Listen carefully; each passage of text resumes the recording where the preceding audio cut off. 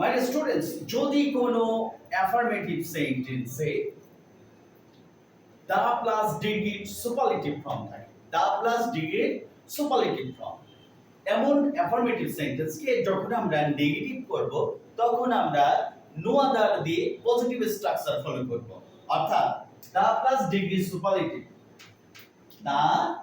plus degree superlative form যুক্ত কোনো অ্যাফার্মেটিভকে যখন আমরা নেগেটিভ করব তখন এর স্ট্রাকচারটা হবে প্রথমে নো আদার, তারপরে হবে এর অবজেক্ট অংশ, তারপরে হবে ভার, তারপরে অ্যাস অথবা সো, তারপরে ডিগ্রি পজিটিভ ফর্ম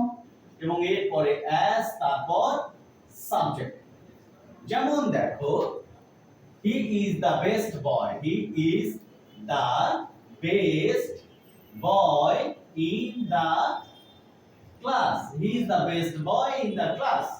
এই দা প্লাস ডিগ্রি সুপারলেটিভ যুক্ত এই সেন্টেন্সটিকে যখন আমরা নেগেটিভ করব তখন প্রথমে নো আদার নিব,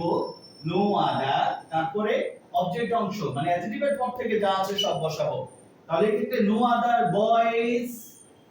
no other boy in the class is as best এর positive form good, as he